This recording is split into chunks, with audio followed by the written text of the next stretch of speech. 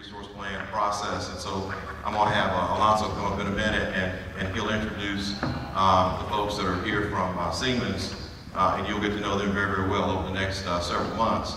First of all, thanks to First Baptist Broad for allowing us to be here for this session, and I want to make sure that they know that we really appreciate their hospitality.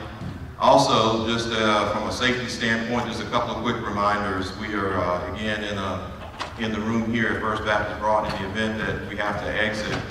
There are doors that out the back that allow you to exit the way you came in and checked in. We can exit that way as well. The restrooms, I believe, are out this door here. Okay.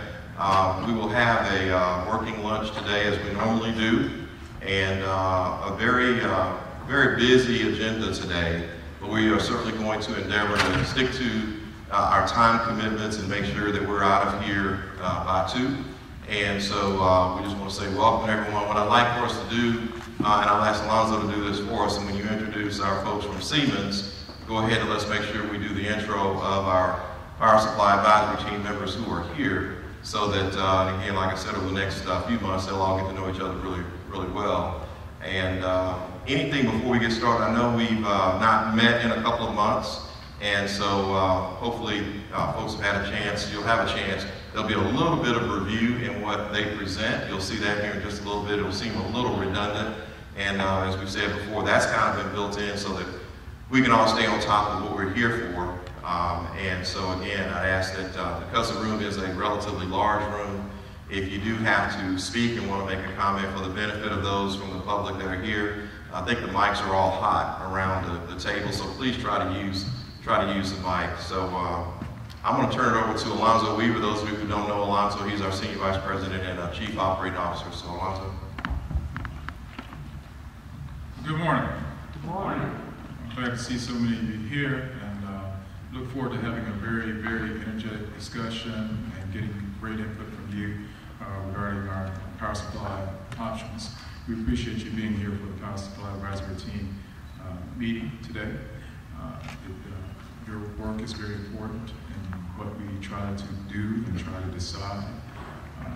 MLGW, of course, has been seeking a consultant for this process, and today you get the chance to meet them. They are from Siemens, which is a company very well known in the power industry. And with us today, we have Gary Desinis and Jack Henry. Jack Henry is here. Now, Jack is pinch-hitting right now. But Nelson Bacaleo is on his way back from Puerto Rico. He missed his connection last night with all the weather.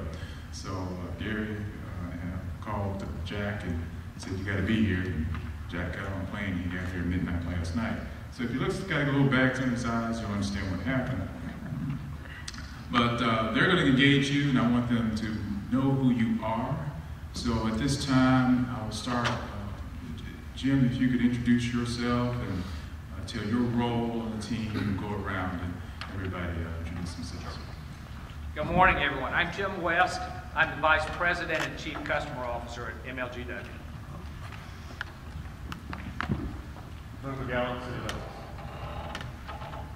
Dennis Lynch, local chair for the Sierra Club. Randy Richardson with Memphis Shelby County Port Commission. Linda Williams with the Neighborhood Advisory Council with MLGW. I'm Bo Mills. I'm the Public Works Director for the City of Germantown. Richard Kelly with Methodist Le Bonheur Healthcare. George Barnes, Consultant at Large.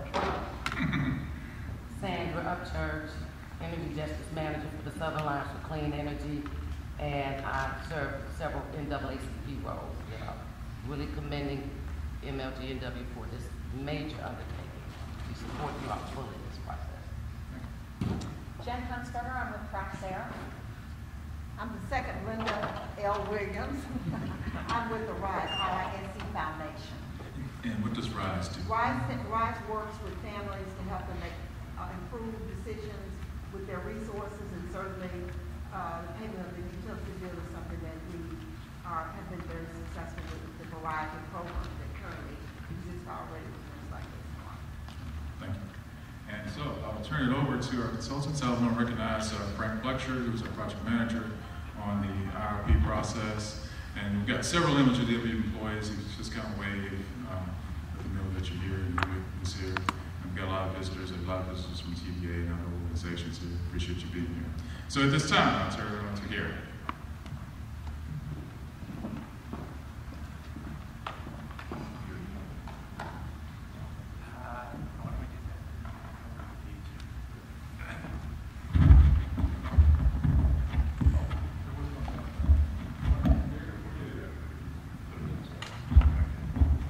One reminder, I was told to tell you that there's coffee. It's a very fancy coffee machine. They asked for a donation. I think I got some of y'all covered, but you feel free to add another donation. Good morning, everyone. My name is Gary Vacinas. I'm a managing director at Siemens Energy Business Advisory, and I'm very much looking forward to this process and working with all of you on this very important endeavor for the city. And we're looking forward to getting your guidance throughout the process. I want to introduce my colleague, Jack Henry, who is here, and there are two that will show up probably sometime in the next 45 minutes or an hour as soon as their flight arrives. Nelson Bacalao and Yan Du, who are also important members of our team.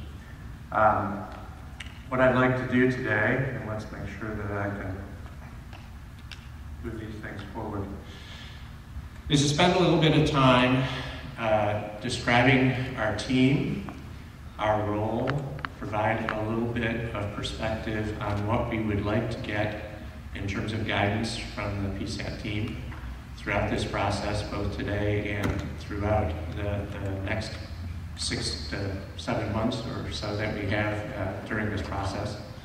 I'd like to give a little bit of background and perspective. Maybe most of you have heard this before, but at least it would present my perspective on how we got to this place, the purpose of the IRP, what an IRP really is, an integrated resource plan really is, and describe the approach and the methodology that we plan to go through this process with you.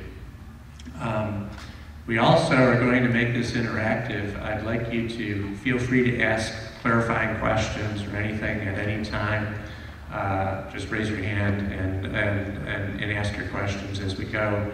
But we're also going to have some breakout sessions later on where we're going to be asking for your advice on a number of key topics that we'll go through. And I'll explain that as I actually go through the approach so that you'll sort of get an idea or get a chance to think a little bit about the breakout sessions and what we're going to be asking of you as we go through today. So part of this will be a little bit of an education regarding our process, and part of it will be, we will be asking you for input into the direction of the analysis and some of the scope of the analysis. So I'm looking forward to having that kind of feedback as we go forward. This is actually our project team. We conduct integrated resource plans on a routine basis. We've done dozens of these. We probably have 5 or 6 of these that are actually going on as we speak across the country. And we've got a very experienced team. Most of the members of our team have at least 25 years of experience. I personally have 43 years of experience, which brings our average up slightly. But most of our team has a number of years of experience with IRPs. Virtually everybody on this team. You'll see our project manager, Nelson Bacalao. You'll get a chance to meet him as soon as he arrives. Jack Henry is first at the table. He will be working on a lot of our, what we characterize as nodal modeling, which I'll explain as we get into the process. And he's also one of our key transmission experts, and transmission is going to be a very important part of this overall process. We also have on this team modelers, technology experts that are familiar with all of the various technologies that might be deployed here for generation purposes as we start looking at alternatives to the current contract with TVA. We have experts on the markets, on the MISO markets. We also have people who, for instance, our MISO expert, Jerry Cawley, was the head of NERC, and so he really understands a lot of the ins and outs associated with positioning for a balancing authority and other regulatory requirements that would be required if one were to leave the full requirements contract with TVA. So we've got a very experienced team throughout this process that we'll be drawing on, that you may have a chance to meet as we go through. Just a little bit on the company. Siemens is a big energy company. We are part of what's called Digital Grid, and that is focused strictly on the energy business. Within Digital Grid, there are a few consulting organizations. Jack and I are parts of two different parts of that organization. One is called Energy Business Advisory. This used to be a firm called DePace Global that was acquired by Siemens about 6 years ago. I'm a part of that team. We've been doing strategic planning for utilities and for cities and cooperatives for my whole career. And we do strategic planning and focus on integrated resource plans. But we are combined with a group called Power System Consulting. That was also an acquisition of Siemens probably about a dozen years ago, as I recall. And they do transmission and distribution planning. So we were merged together about 2 years ago, recognizing that in the energy business, the integration of all of these different elements of generation, transmission, and distribution become very, very important as you start moving towards a more renewable mix of generation in the future, and you start focusing on reliability and resilience issues. So we were put together intentionally for that purpose, and I think it provides us with a good perspective on all the issues that you're going to be facing.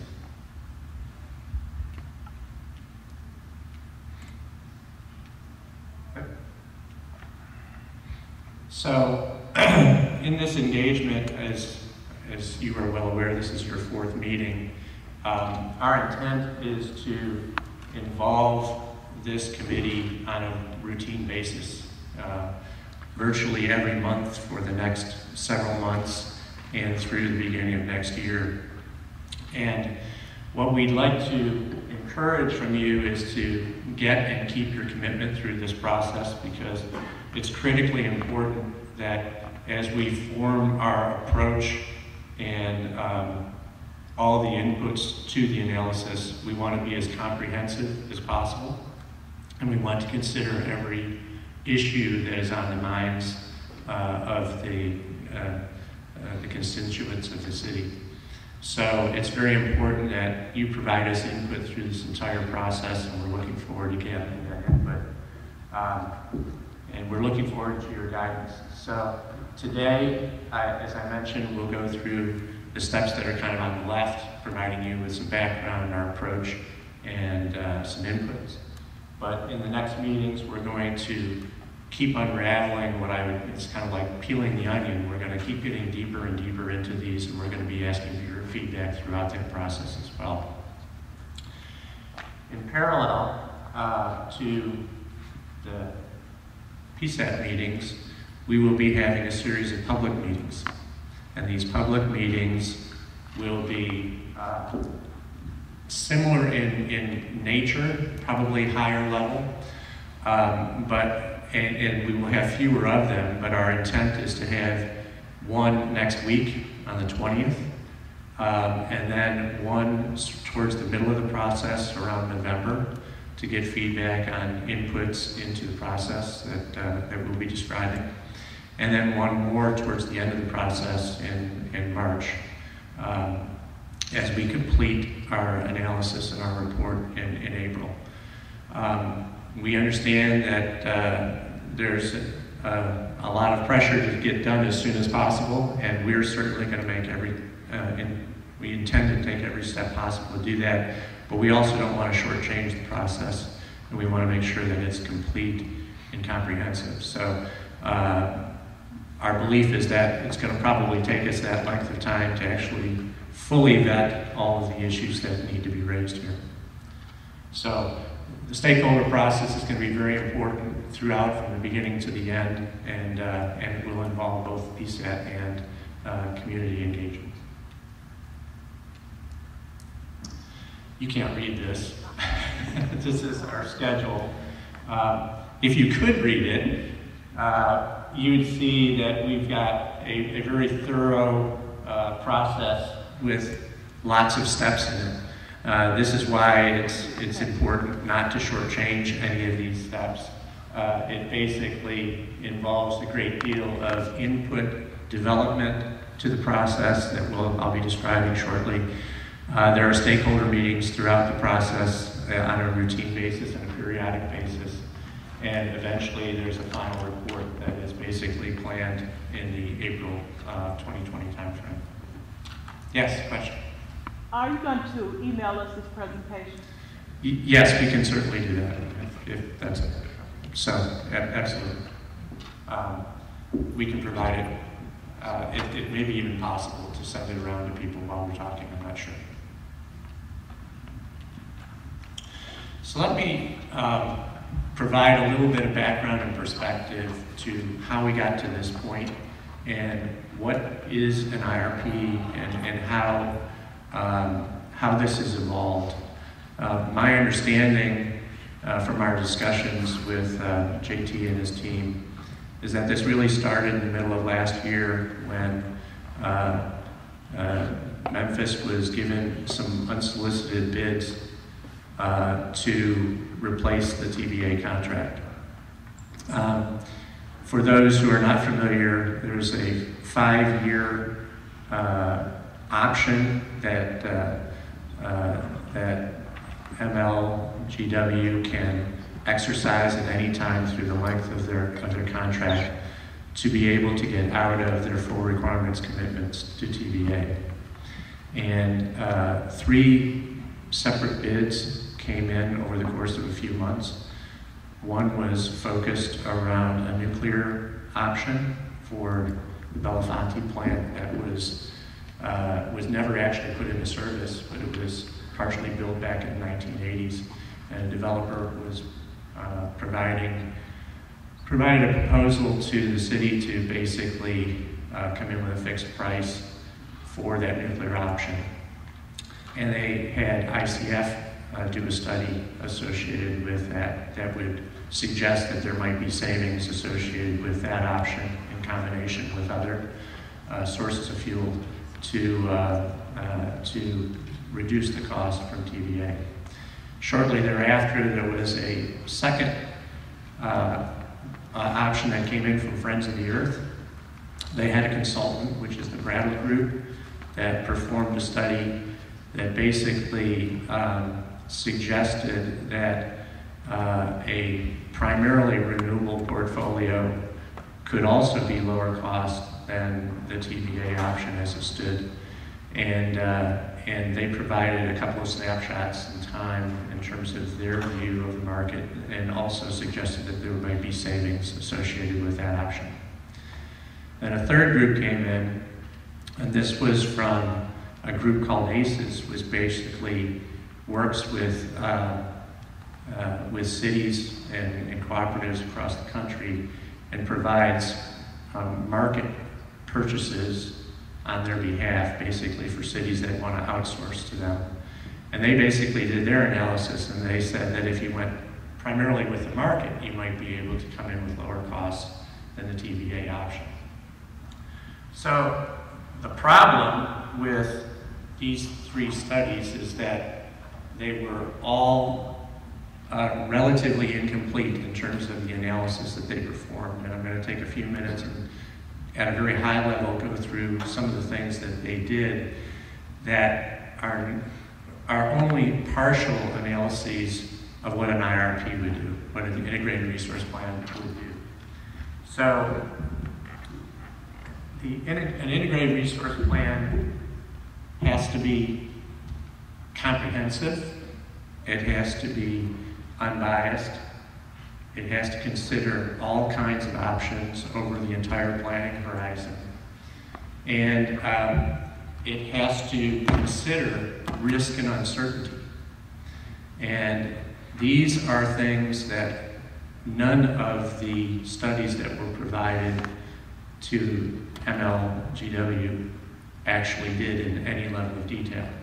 So one of the reasons why an IRP was selected was to try and ensure that all of the studies that were coming in and suggesting that you could reduce the cost by leaving the TVA forward requirements contract needs to be done on an apples-to-apples basis, on a comparable basis. And so one of the company's consultants actually did a high-level study, and I'm going to show you a graphic you may have seen before in terms of some of the implications of those studies and why they suggested to the city that they perform an IRP. If you look at many of the elements of an IRP involve looking at a 20-year load forecast for the city. These studies did not do that. You have a lot of transmission considerations that would be unique because basically if they no longer purchase from TVA, the options that they would have to do is that they'd have to locate other generation options or market purchases, and they would have to find new ways to get that generation to the city. And so there's a complex set of transmission implications associated with that that were not performed in these other studies. None of these, traditionally in an IRP, you focus on costs over a planning horizon, and you develop a plan that would be either a least cost plan, or we'll talk about what some of the other implications are, but basically you look at the overall costs over a 20-year period, and you look at what the net present value of revenue requirements are for that 20-year period. None of these studies did that either. They didn't consider uncertainty. Basically what they did is they came in with a view of a fixed price associated with their studies. There were, one of the studies actually looked at some sensitivities, but they didn't do it in a comprehensive manner. They selected the sensitivities that they were to run. And so if you start going down this path, you start recognizing that they all had a special interest in mind, and basically the studies that they performed were designed to support that conclusion. So the city rightfully, and the utility basically, decided that they needed a more comprehensive approach. This is an approach that is used throughout the country by utilities that actually do build their own generation and purchase from the market. And basically that would be designed to make more apples-to-apples comparisons to the TVA option. I'll just point out that we have nothing but the city's interest in mind and its customers in terms of we have no bias, we have no interest in whether it's renewable or it's gas or it's anything else. And basically what our goal is to provide as comprehensive a study as possible.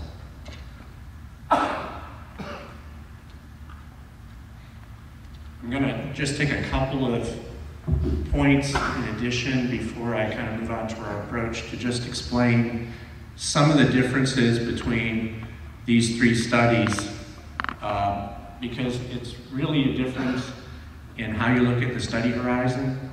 It's how you look at the modeling that you're choosing. It's how you look at uncertainty. There are a lot of factors that go into this. But for instance, I'll take the Brattle group, which was the study, the third one from the right for a moment. They looked at two snapshot years, 2024 and 2050. And basically, they did an analysis to look at what the lowest cost or what the costs were relative to a TVA option those two snapshots in time, but they weren't even connected. So typically when you do an integrated resource plan, you're looking to find a portfolio over time that you are continuing to build on over time. Their analysis in 2024 reached one conclusion about what the least cost plan was, but then in 2050, they came out with a completely different plan and they didn't connect the two together. Obviously, if you invest in certain assets in 2024, you're going to have those assets in place probably by 2050. By looking at them in two different snapshots in time and not connecting the two together, it doesn't give you a comfort level in terms of the trajectory for how you get from point A to point B. And so that's one of the factors that I think is relevant. Another I would point out is one of the studies, the ICF study, focused on a nuclear plant. This was a plant that was never completed. It was started in the 1980s. And while they did a relatively comprehensive study of the option, they basically assumed a price that was quoted by the developer as the estimate for comparing to their TVA, to the TVA option.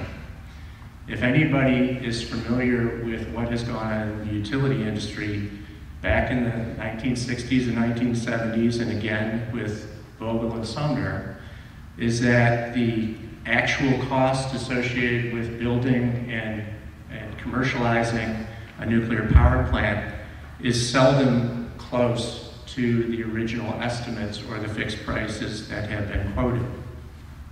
That's not to say that we have a view that nuclear might not be a reasonable option, but it does point out that you have to consider the uncertainty and what has happened in the industry to plants of similar types over time to be able to properly characterize the likelihood that that plant would ever be built for the price that could be achieved and was quoted, and that it would operate and achieve the reliability that would be necessary. So again, ICF did a reasonable analysis, but it did not consider uncertainty, which I think is a critical factor for some of these options. Therefore, our view is that the savings that were suggested are suspect. It's not to say that they're wrong.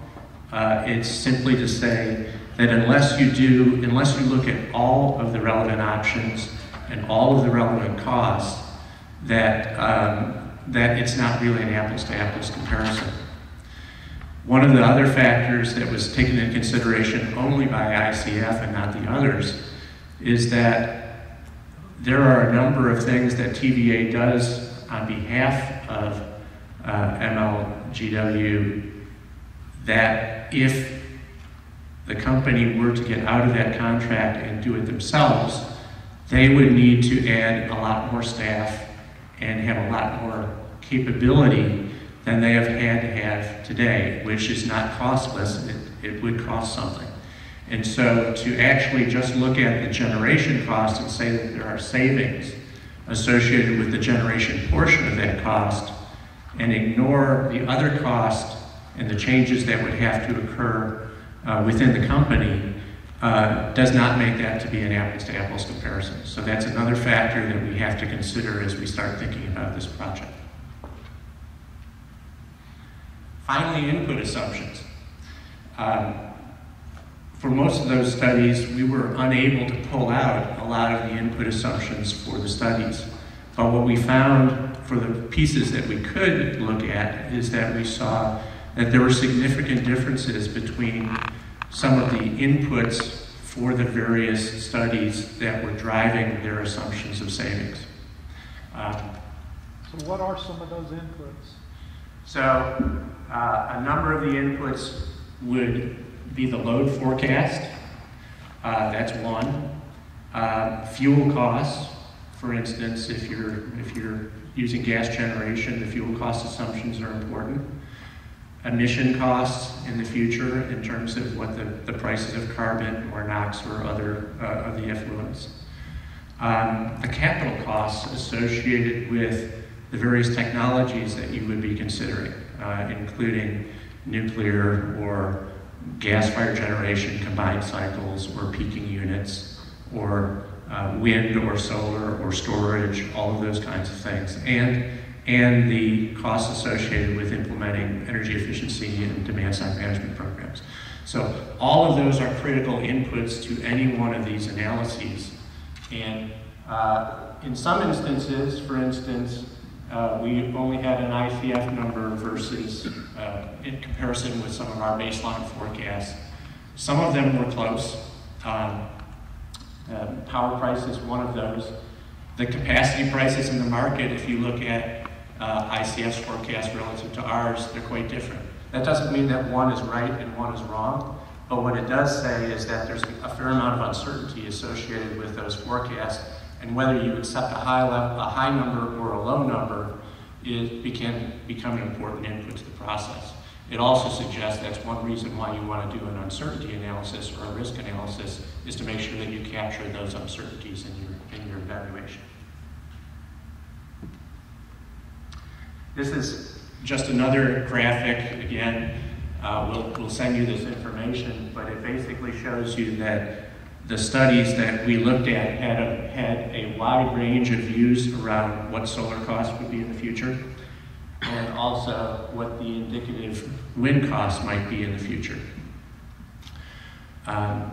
Again, with looking at a wide range of solutions and only picking a point estimate, you can tell that the assumption that you're making can very much influence the economics and the savings that people are projecting, which is why what we do is we basically either take our baseline view or maybe even a consensus view for some of these values, and then look at a range of uncertainty around them that I'll describe in a couple of minutes for providing the overall analysis. And finally, the TVA contract price. What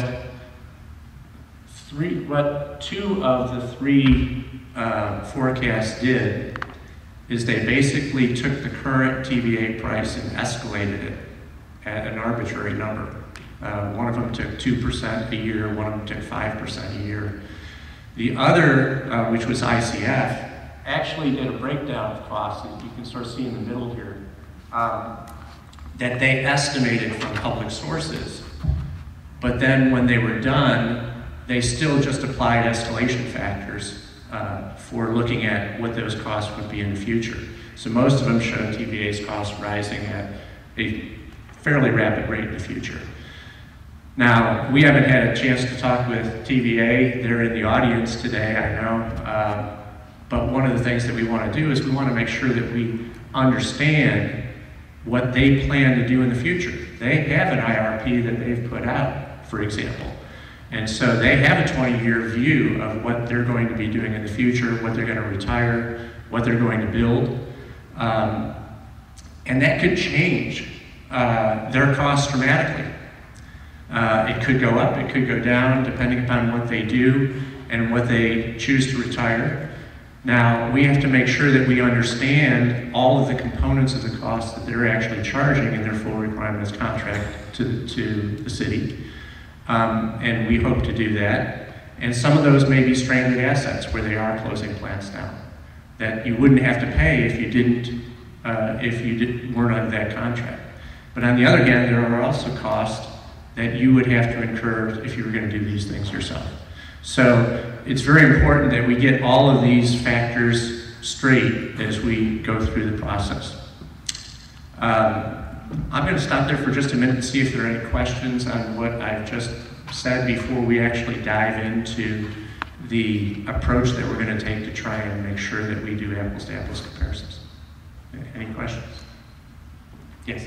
I have a bunch of questions, but I think they're more closely related to what you're going to do as you prepare your IRP, like how you are going to forecast the cost of solar going into the future, right, and of storage, and what other professional resources you're going to rely on to assist you with those forecasting decisions? That's the next section. That's what I plan to talk about next. And Yes. I'd like to add, Sandra Upchurch, I'd like to add that one of the inputs be considered the energy burden of the city, given its high national ranking, local control of decision-making with helping this process move forward. And the clean study, the environmental impact is, should be, I know it's in there, but these are our main focus that we would like from a public power. Right. Since you don't have a microphone, I want to just try and repeat the two questions that we had. The first question was more related to understanding how we were going to address some of the inconsistencies and approaches that we just described in the previous studies, and how we were going to develop the inputs, which is actually what I plan to talk about next. And then the second was basically ensuring that we consider all of the relevant environmental issues, the high costs that we are actually seeing in prices in the city today relative to some of the other cities, and how are we going to address some of those issues. Did I leave one out, or was those the main two? A clean study. Right. And looking at the environmental aspects and attributes of the portfolio, and making sure that we consider sustainability as one of the important factors as we go forward. Hopefully in this next section, I'm going to at least touch on how we address both of those issues. Any other questions before I go forward? I just have a comment. That was the first slide. That was the first slide that I could read on your PowerPoint presentation. And here, going forward, please give us PowerPoint presentations that we can see from our seats. Thank you. Yes. As I understand it, we are in the process of making copies of the slides right now, and we should have them in your hands in the next 15 minutes or so. Apologize for that. Okay, so let me now take a few minutes. How are we doing time-wise? Okay. I'm going to talk a little bit about the development of an integrated resource plan and some of the different approaches that people use and some of the approaches that we actually use. As going back, integrated resource plans have been developed for probably 20 years now. They're in a constant state of evolution. When most people think of an integrated resource plan, they think about trying to find the lowest cost portfolio of assets, both demand side assets like energy efficiency and demand response and DSM, and supply side assets, which could be nuclear, it could be coal, it could be natural gas, combined cycle, it could be wind, solar, storage, a variety of other types of assets and technologies. And to find the lowest cost combination of assets to meet load over a planning horizon, typically about 20 to 25 years. But in reality, as we've looked at utilities and worked with utilities across the country, least cost is just one of the objectives that they have to consider. Equally important to many are things like rate stability, rather than having a rate that fluctuates or prices that fluctuate a lot over time. Particularly a lot of industrial companies are more interested in stability than they are the actual level of cost, because they can plan around that and achieve their economic objectives. And energy costs are just one component of many. They also care about reliability. They care about, sometimes resiliency is something that comes into play, particularly when there are hurricanes or earthquakes or tornadoes or things like that, and being able to recover quickly can become a very important factor. Sustainability is one that has already been mentioned in terms of their environmental footprint, whether it's carbon or it's other emission types of assets. So in reality, what you're trying to achieve is a balance. It's not necessarily the least cost option that is the best, but it's one that balances all of these different objectives over time and finds the portfolio that best meets these alternative objectives. And in the picture that I've shown here, it's basically the center part of that, where it's not just all about cost minimization, or it's not just about reliability or stability, or it's not just about sustainability, but it's about the combination of all of those that across a wide range of future outcomes, because we know the future's uncertain. That is really what most cities and most utilities are trying to strive for. It's finding the right balance. And so one of the things that we're going to talk about today with you and get your input into the process is, what are those objectives for your constituents that we should be considering in this analysis? Should it be all about cost? Because one of the questions we just had is that you have relatively high costs relative to many of your neighbors. Should it be just about environmental stewardship?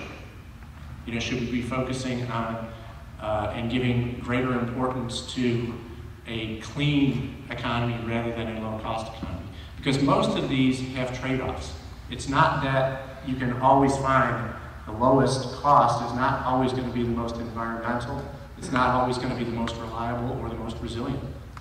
So what we're doing is we're going to try and find balance, and one of the inputs that we're going to ask you about today is, what should be the components that we look at when we start measuring these trade-offs and track them over time. When the RFP was put out, there were 4 strategies that were laid out to us. One is an obvious one, which is that you continue with the TVA contract. That's a full requirements contract, and they provide from all of the sources of energy that they have. They provide you with a reliable source of power at a fixed price that basically reflects their average cost of generation. It probably includes some stranded costs and things like that that they have to recover, and all the services that they provide for that purpose. So one option that you have is just to continue with that long-term contract in place as it stands, and we have to at least consider that as the benchmark for all the other alternatives.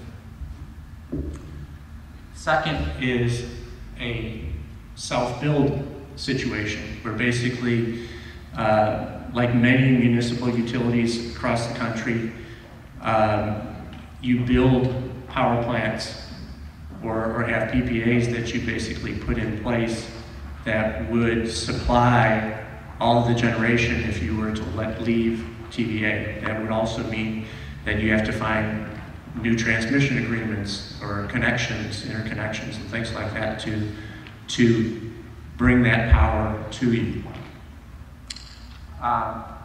The third is a market option, which is to say you don't build power plants, you simply contract, you join MISO, you become a balancing authority, you purchase from the market what your needs are.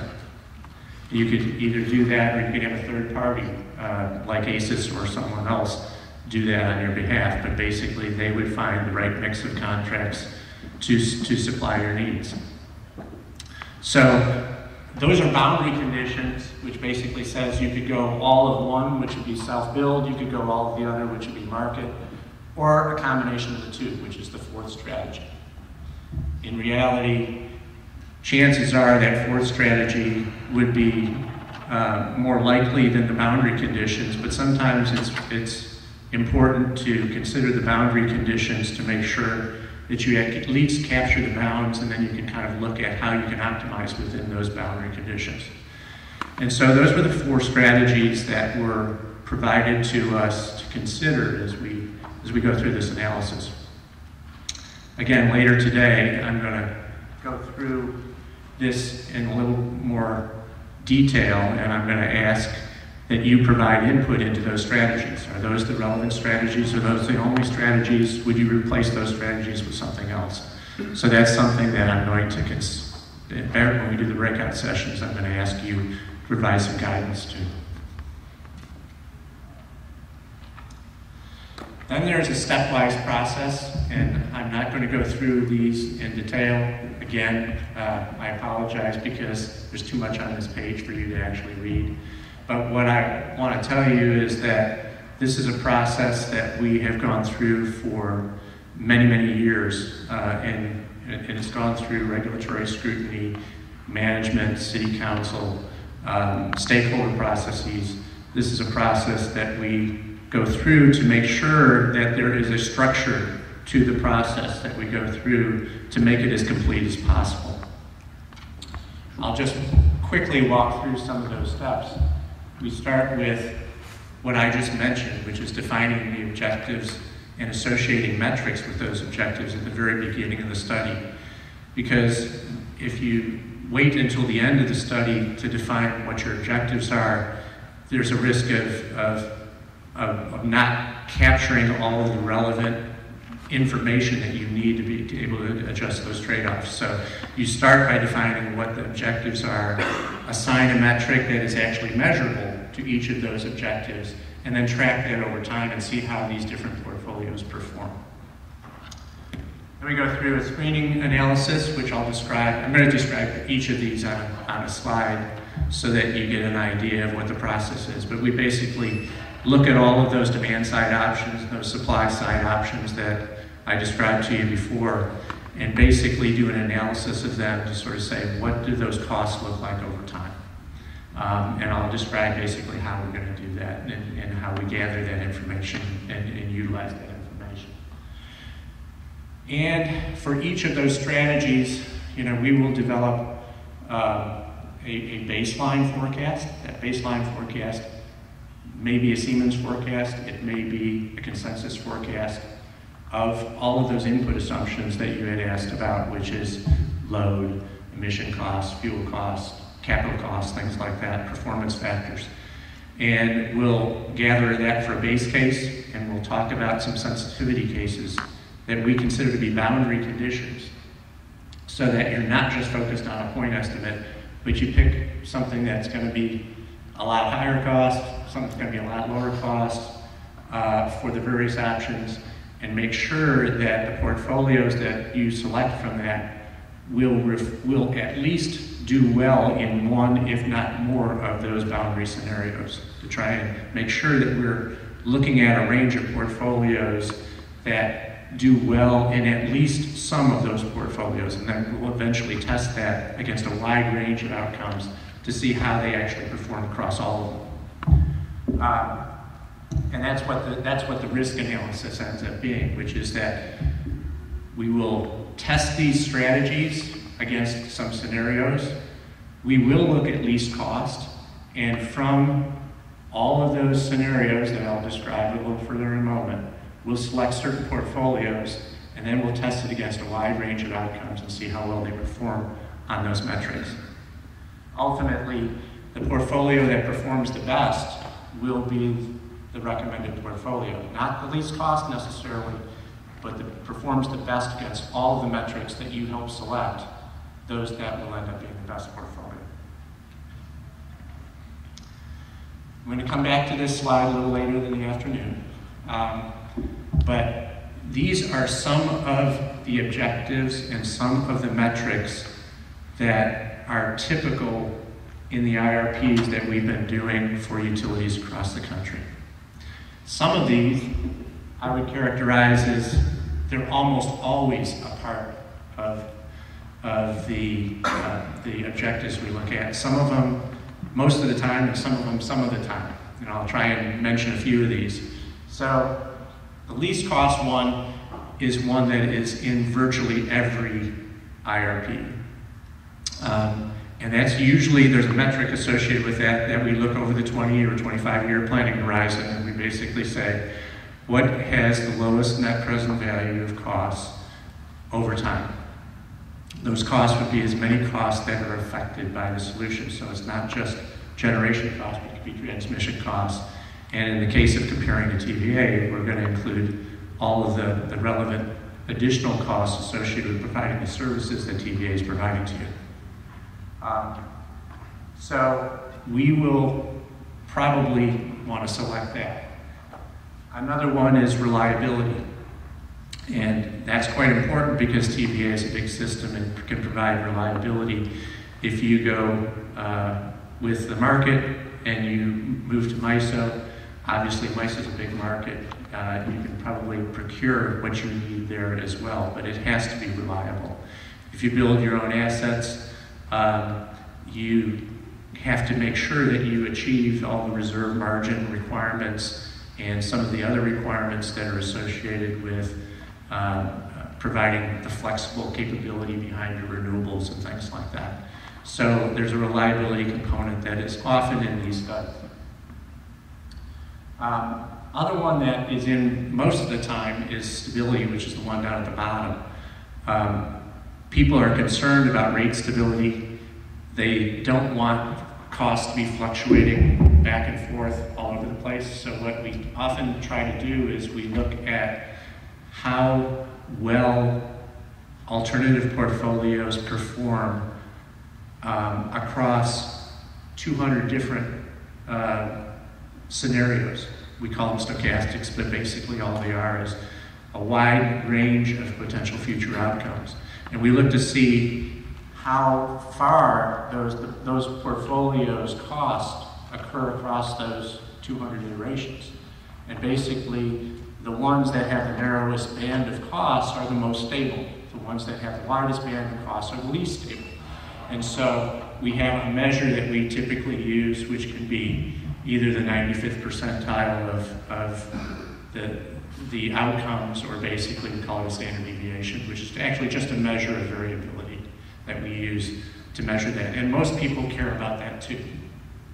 But it may or may not be important to you. I have a quick question. Sure. Can you explain what loss of load hour is a little bit more? Yes, so basically there's a NERC that basically is driven by not having an outage of more than 1 day in 10 years.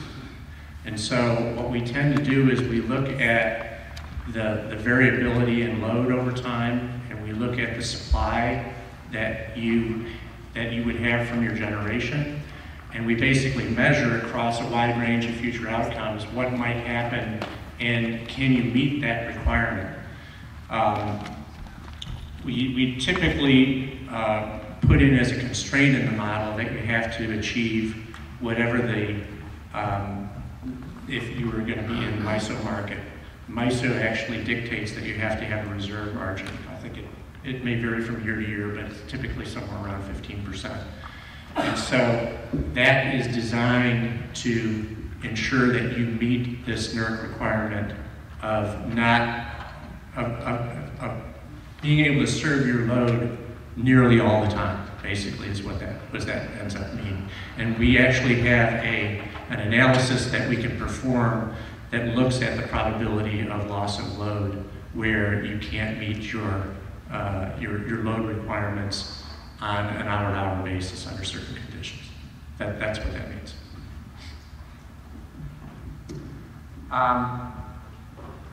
There's another question? Yes. So will this IRP also address the timing and installation of key elements of the plan? Let's say if it's let's say not the TVA option. So for example, because if there's a 5-year cancellation on this, I mean, is that really even feasible to have everything ready within timeframes? Is that an element of this at all? Yes, it is. It is directly. So once you join the MISO market, you can purchase your requirements for a period of time. there are lead times associated with getting generation built. You know, the lead times for building a natural gas combined cycle are greater than putting in a storage facility or a wind facility, things like that. So we would evaluate as options, we would build the lead times associated with getting permitting and all of those things for each technology and build that into how quickly you could build something. And then we'll have costs associated with each of those technologies over time so that you can actually determine what is the optimal time to actually start building and actually complete building to actually achieve the objective.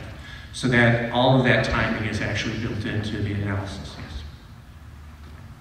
Yes? Is there any analysis looking at MLG? We can't hear you. Okay. I hope that there's some analysis that regard the infrastructure improvements at MLGWs. I think that's in part of that rate equation. You know, rates, people pay bills, not rates. MLGW should not either, and there should be some dedicated funding to address our infrastructure upgrades. I really think I would like to see that be a part of the process too. Under reliability. Sure. Thanks for that question. That's a great question. One of the things we talked about this, I think, at the first session that we had.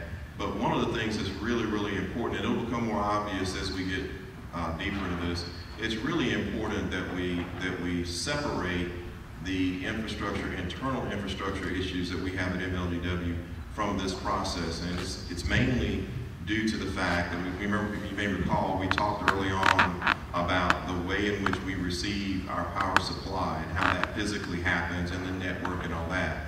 The issues that we are dealing with internal to MLGW with regards to our infrastructure is really completely separate from that. And for the purposes of our power supply decisions, what we need to be careful about is intermingling those needs that we have internally with the outside the park question about whether or not we take power from TVA or MISO, a combination of new generation.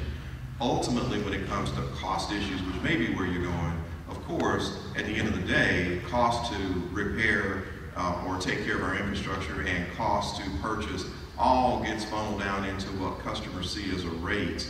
But at the end of the day, for purposes of what we're trying to decide here, we're trying not to conflate the two because it could cause us to be down chasing rabbit trails if we're not careful. So we really need to keep this pretty clean to talk about power supply.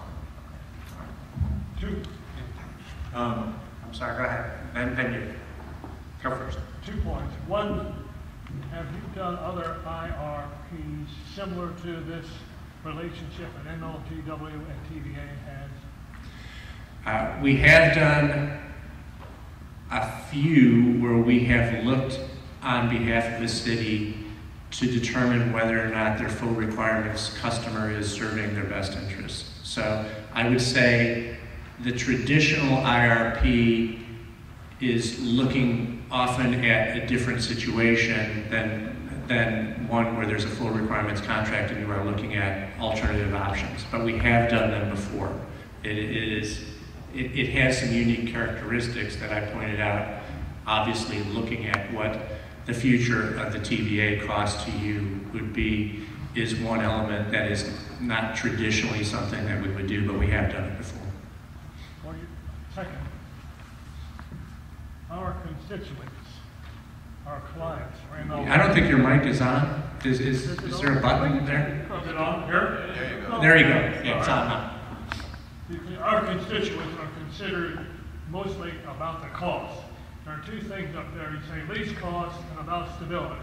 Yes. How do you tie them together and we give the answer to the people that we're serving that we can keep the cost low and still provide the service without interruption?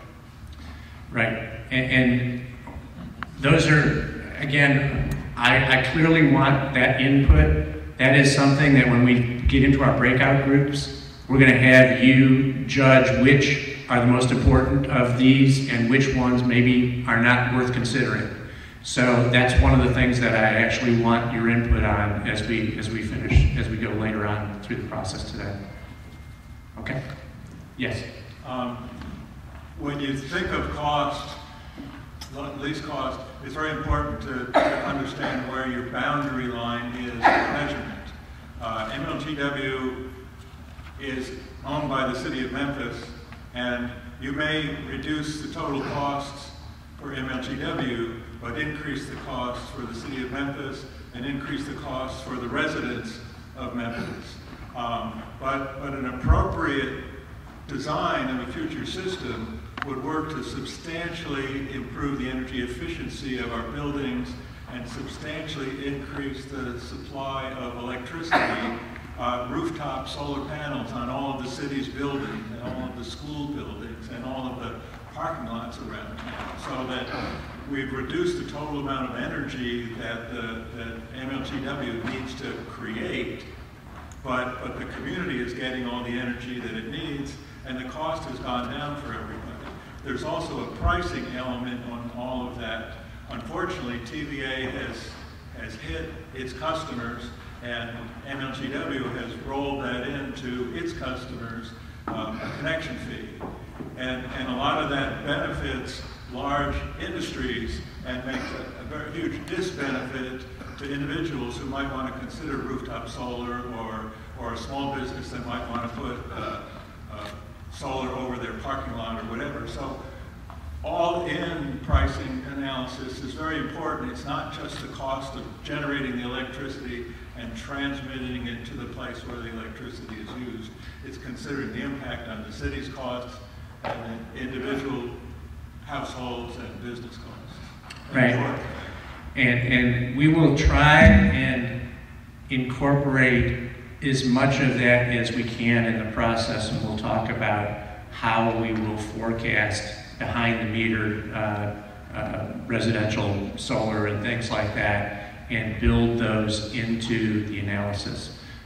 We can do some of that on a cost basis, and in other instances it may be consumer preferences that are driving some of those decisions. So we will reflect that on the demand side, and in some instances on the supply side, in terms of some of the costs associated with what we're looking at. If we're going to meet our needs as far as dealing with the climate crisis, we're going to have to move to 100% clean energy over some time frame. And I know a lot of people disagree about that. They certainly disagree about the time frame or the approach to doing it, but that needs to be part of this analysis as well. Again, that is part of the inputs that we're going to look for in terms of paths. We can define different paths to achieve certain levels of renewables by a year, or we can look at alternative paths, and we can determine what the cost of different paths of getting there, whether you do more sooner or you do more later, but we can set those. If you can help us shape what needs to be looked at, then we can analyze it, but those are the kind of inputs that we're going to be looking for in the next part of the process. I talked about, I'm not going to spend how much time do I have? 15 minutes left, okay. I'm going to go through some of this a little bit more quickly to kind of stay on path, but basically I've already mentioned that we want to go up to the page. You know where we are. Okay. Yeah. This slide basically is an important summary slide. I'm going to skip the last one because I've talked about it a little bit, but some of the generation options are on the top of this page, which is page 24, that we might be looking at, which would include solar, PV, wind, biomass. On here, I don't have DER, but obviously it should be on here. And we're looking at energy efficiency, demand response. Energy efficiency will reduce load overall. Demand response will shift load from some hours of the day to other hours of the day to try and balance things out more quickly. So all of those are some of the technologies that we'll be looking at. We'll be asking for your advice on that, as well as to if we're missing any. The four strategies that I've described are kind of across the top of the portfolios there. And the business as usual is basically the TVA portfolio. The self-supply I mentioned before, that's building generation. MISO is purchasing from the MISO market, and then combination would be a combination of those last two. So what we will then do is we'll pick some scenarios. I mentioned boundary scenarios, and I'll describe some of those in a moment, where there will be a baseline forecast, there will be maybe a high technology forecast, maybe a high regulation forecast, or some combination of those kinds of things that we'll test. Those are the scenarios. And for the business as usual, you'll see some numbers, P1, P2, 3, 4, 5, 6, 7, and 8. Basically, if you test the TVA scenario and you run it against the TVA strategy, and you test it against 3 scenarios, it's still going to be the TVA strategy. It'll be their portfolio, whatever they build. But the cost might be different. But it's one portfolio with different costs when you look at different scenarios. The same thing would be true for MISO. If you buy from the market, you're buying from the market. It's not a different portfolio, but the cost would be different under the different scenarios. However, if you're building generation, you might build a different mix of generation if you thought that renewable costs were going to come down much more rapidly. Storage costs, solar costs, wind costs. In a high technology kind of solution, you might actually change your portfolio depending upon the scenario that you're actually running. So what we're going to do is we're going to create this combination of scenarios and strategies to define what portfolios we might want to look at. And when we do that, we run what we call a least cost capacity expansion model. And we put all of those options in, and we give that the scenario inputs for all those variables, and we determine what the least cost approach is, taking into consideration the issues that you mentioned, which are lead times associated with building the plants and things like that. And so each one of those combinations will generate a different portfolio. And those portfolios will be the ones that we will test the risk analysis against. So one of the things I'm going to put up on the slide a little later today in our breakout sessions is having you ask yourselves, are these the right scenarios? It doesn't have to be a high technology scenario. It doesn't have to be a high regulatory scenario. But it could be some combinations of factors that you want to think of as boundary scenarios. Gary? Yes? Why don't we break now for lunch? Okay. Get that moving, and then we continue on. That was a pretty deep slide. That way they'll have a chance to digest it. Okay. How long for a break to grab lunch? We're going to do it as we typically do. It's going to be a working lunch. So let's take about 10 minutes. Lunch is here available. There's women's restroom on this side, men's and women's directly to the back. So let's take about 10 minutes and we'll get back going. I want to go over just what this basically is saying. We suggested that there would be 3 scenarios that were what I would characterize as boundary scenarios that we would run the different strategies against. These are examples of what those scenarios might look like. We're going to ask for your input into this. So one is the base case, where we would come up with a base case view of where either Siemens or from a consensus of forecasts that we could get in the public domain that we would use for those variables like load. You'll see across the top, CO2, water regulations, gas regulations, economy, load, gas prices, coal prices, renewable and storage costs, and other capital costs. In a base case, basically, the view will be that these costs are going to change over time. We will have representative forecasts for each of those. In what might be considered a high technology case, for example, one might expect that the load might be greater, because in a high technology case you might have more electrification or other factors that are driving load to be up. The costs associated with renewables and storage and some of the emerging technologies might be lower than the base case. And gas prices, because there might be a switch from renewables from gas to renewables in that kind of a scenario. You might have lower demand for gas and therefore low gas prices.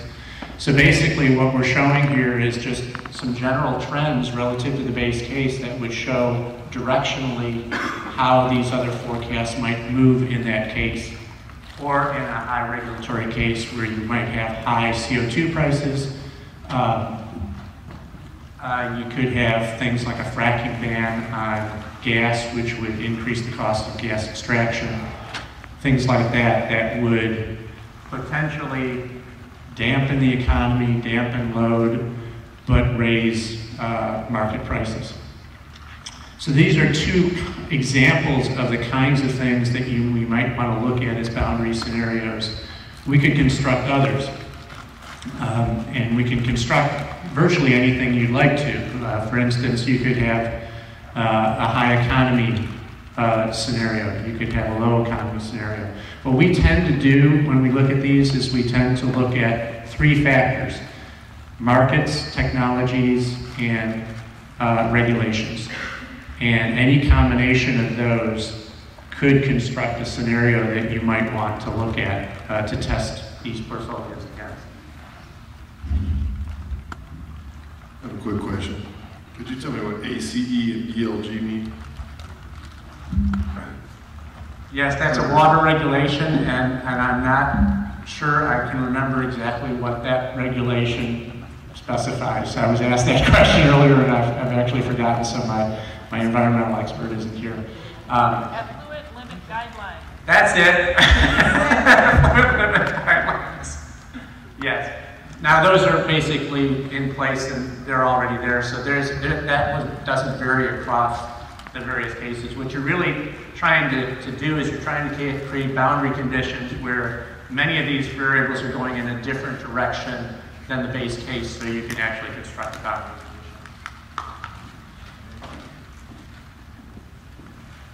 ACE is the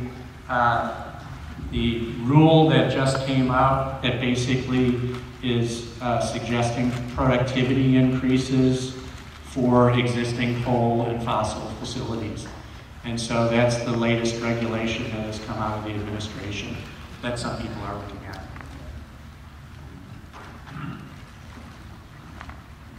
Okay. Here we go. This is just an example. This is actually an illustration of a gas price forecast under different scenarios. And it basically shows historically some of the variables, and it's just really an illustration. But at a future date, once we agree on what these scenarios might be, we'll come and show you what the forecast actually looked like relative to the base case for the different scenarios.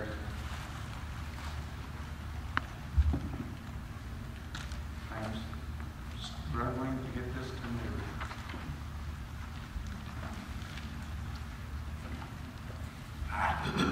It was off. There you go. Just a second on this. We have a model that can be run in two different modes. One of them is called the least cost expansion mode. And basically that's where you put all of those options, those demand and supply side options in your load forecast in. And basically you ask it to minimize the cost over time, and it will select all of the technologies that will give you the least cost option over time. On the right-hand side, you can also run this model as a dispatch engine. So basically, once you do your analysis to select various portfolios, you can then run those portfolios against different market conditions, and basically it will dispatch those units, and it will tell you basically what the cost of your portfolio is over different points in time. We'll actually be using the model in both modes in this process. So ultimately, that is the model that we'll be using. The last slide I wanted to show was one where we test these inputs from the base case to the 200 iterations that we would run that would reflect a wide range of outcomes of a lot of the input assumptions. Those distributions would be developed from a variety of sources. Historical data can be used where, for instance, gas prices and things like that, where we can look at the historical volatility of those gas prices over time and create a range of potential future outcomes around our base case. In some instances where, like CO2 prices, where you don't have any history, we would basically run some different scenarios of what might happen and model them and use those as the boundary conditions from which we would create our distributions. But the variables that we vary stochastically are gas prices, coal prices, load, the capital cost of all the different technologies, and emission prices. And so when we test those portfolios, these would be the kinds of things that we're going to do. And I'm going to ask Jack to come up and talk a little bit about the transmission component of the analysis that we're going to be performing, because as we look at the MISO alternatives and the generation alternatives, we have to make sure that we capture appropriate transmission costs.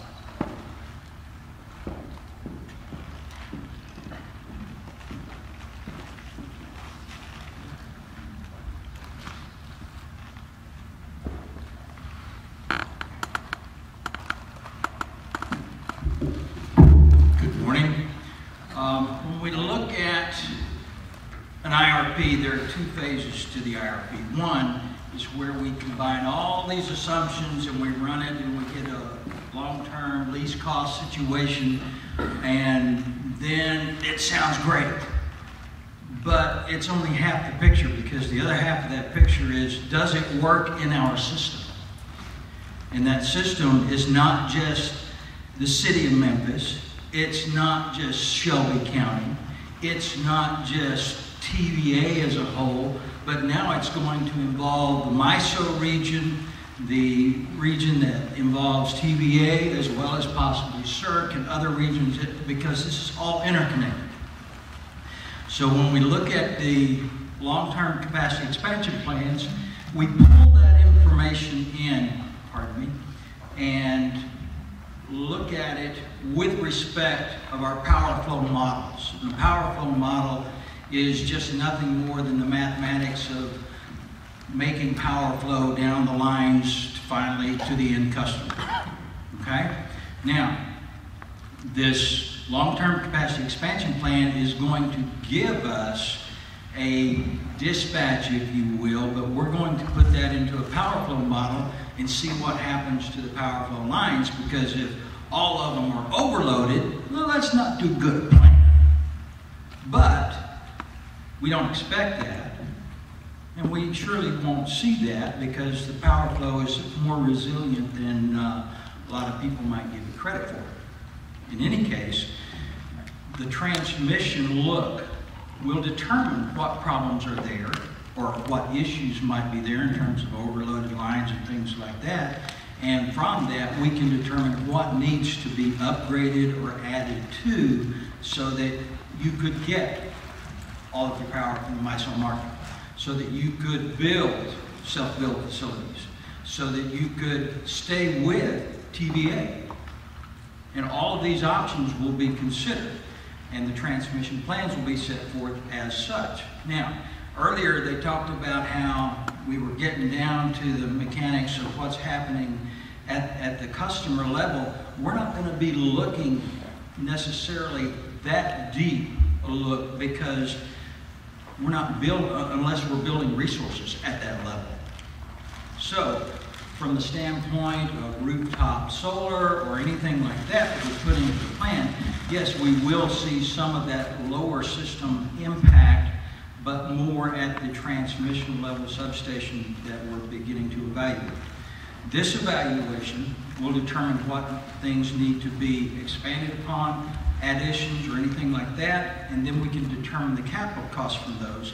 Those capital costs go back into the analysis to give you the total cost, because if you choose a plan that looks great on a least cost look, but it's got all of its generation coming from the MISO, and then you turn around and have to upgrade so many internet connections that the capital cost added to that, it's not so much cost anymore.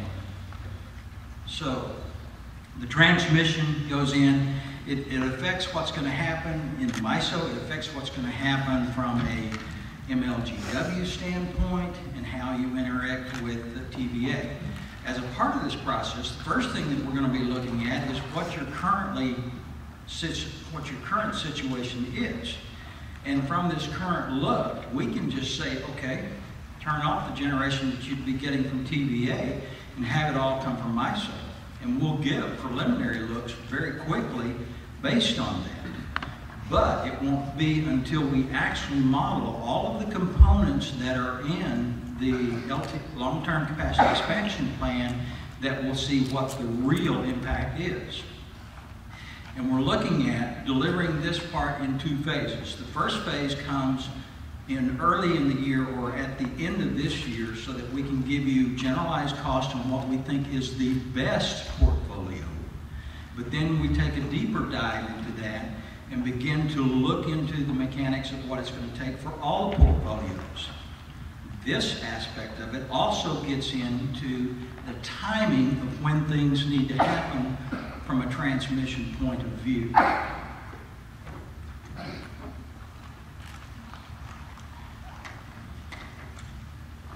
So what we'll be doing first is developing an intermediate power flow cases from these LTCE results. Those cases are year dependent, but we're primarily going to start with the end year so that by December time frame, we can give you, this is what your total costs will look like for this particular portfolio. This is what the total costs look like for this portfolio, and you can easily compare them. From this end-year view, in the next phase of this, the expanded analysis, if you will, that's when we'll be looking at, well, this needs to happen in this year, this needs to happen in this year, and all of the little intricacies based on when the LTCE says it's going to happen and based on what kind of lead times, if we have to build new transmission, if we have to just upgrade transmission, all of these things take different time periods in terms of permitting, getting it approved, and finally getting on the people on the ground to do these physical upgrades. As a rule, transmission has always been behind the curve for generation.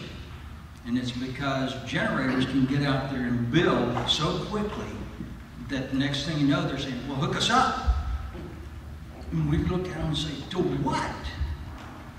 Because there's nothing out there literally, especially in the case of renewable resources. So all of this will have to come together, and in this world that we're putting together, we'll be able to tell in the future, this has got to happen by this time. What's it got to take for this to happen in this time here? And that sort of thing. So the transmission analysis part is going to be very detailed, very explanatory from the standpoint of, yes, you can do this, you can't do this, and why you can't do these things at certain points in time, simply because you can't get boots on the ground or something like that. From the power flow model, we'll then begin to look at it on a nodal standpoint. This nodal model is a production cost model, very much like the long-term capacity expansion plan, except that it's not going to look at, well, add generation from various other sources. It's going to say, these are those resources that we're looking at, and it's going to economically dispatch those resources according to security constraint analysis. Security constraint analysis is nothing more than we're going to take outages of lines all through the process and redispatch the generation so that for virtually every combination of contingencies that are out there, you can generate and there are no problems. From there, we can put this information back into the power flow and be able to tell if we've got any other transmission that we need to consider upgrades or additions to and stuff like that. Okay, once all of this is done, we pull in all the costs of transmission upgrades and expansions, bring them back to the cost for the long-term capacity expansion plan, to give you the total cost of what's involved in each of the portfolios that you'll be examining. And once you have that, you'll be able to see that this one's the least cost, but reliability may not be the best. This one is the greatest on reliability, cost are so-so. This one in between. All those can be ranked at that time to tell you which way you can go. And it also will be able to tell you which way you can go in terms of, well, we took this future, but then it had to change and go this route. And that's part of the risk analysis. That was transmission in a nutshell. Do I have any questions? With that, I'll turn it back over to Gary, and he can get into the gap analysis.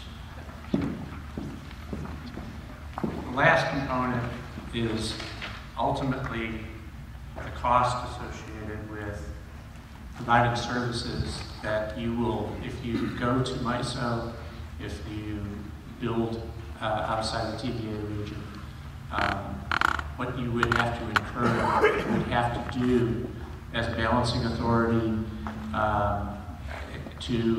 and the kinds of services that you would have to create in-house to be able to implement this in a self-build situation. I'm not going to go through the details of this just because I want to get to the breakout sessions as soon as possible, but basically we have to make sure that those costs are included in the non-TVA options to make sure that they are done on a comparable basis.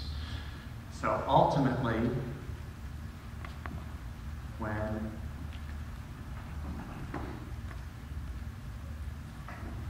all is said and done, there are lots of ways to present results.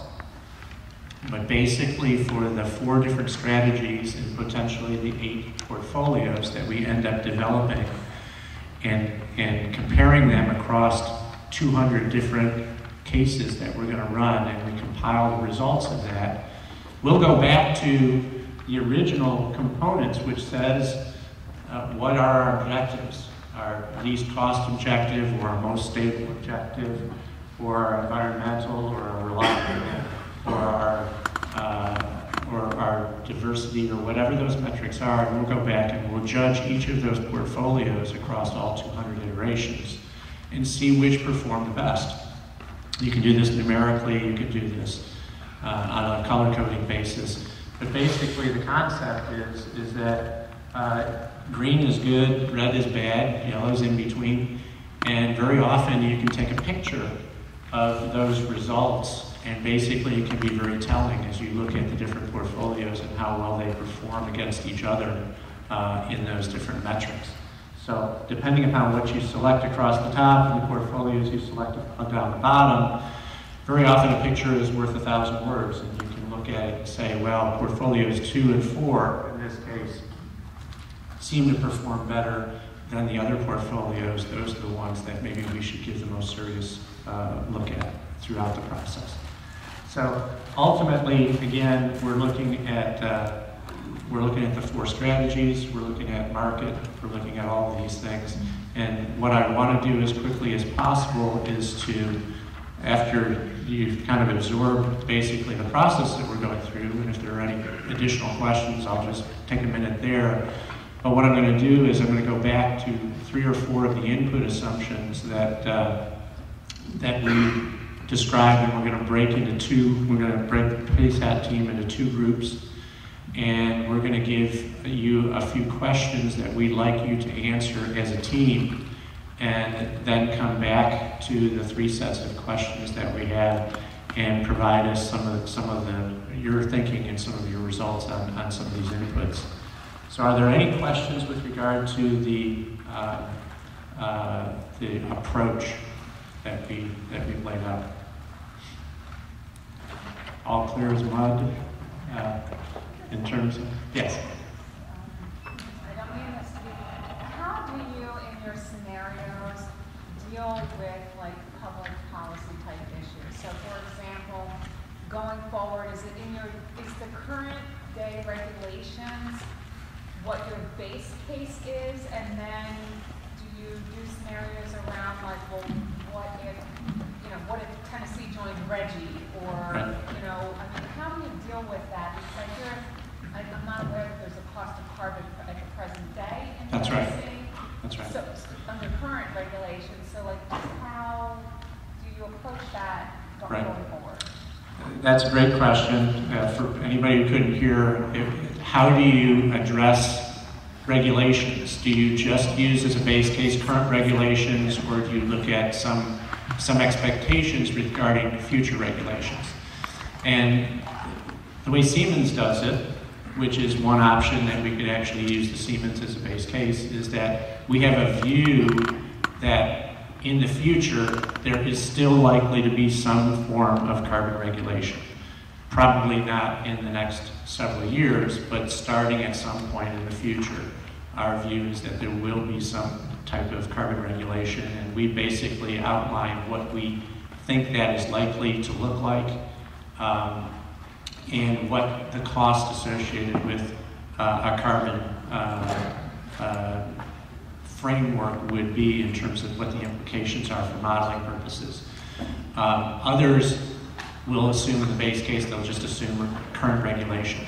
So one of the things that we'll do when we come back to you in a subsequent meeting is we'll go through all of the assumptions associated with what we are including in our base case and let you look at those. And then you can construct more severe regulations as part of maybe a high regulation case, you know, where you might have fracking regulations or other kinds of regulations built into it. So it's a combination of existing regulations, and in some instances, in the case of carbon, where our view is that there probably will be some form of regulation, although it will probably be weaker than the proposed regulation that was not promulgated several years ago. So that's basically how we do it. Anything else? Yes. Were you involved with the Puerto Rico IRP, and how was that in terms of dealing with governmental issues and settling, you know, finding the right common ground where everybody agrees to the plan? Do you have a couple of hours? the answer is yes. And Nelson was the project manager for that study. Want to just take a second? Yeah, sure. Come on up. Let Nelson speak. It's really funny. I literally just walked in.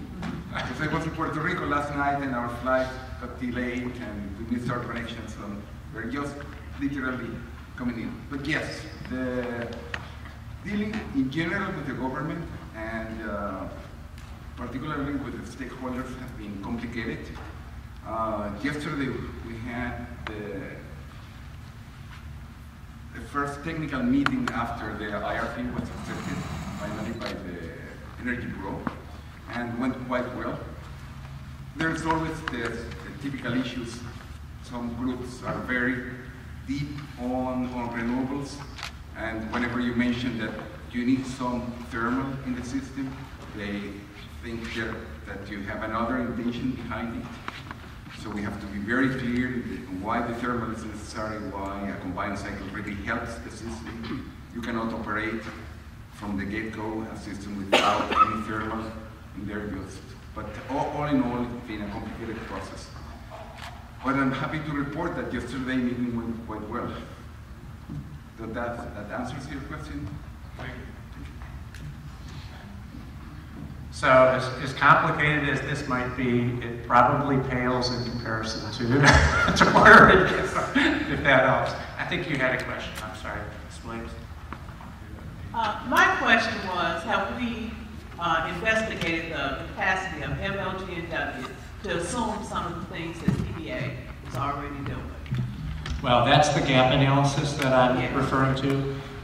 We'll look at what are the minimum requirements that you will have to undertake, and we'll come up with some high-level estimates of what the characteristics of those needs would be, and try and put a rough dollar on it so that we can make that comparison to TBA's direct request.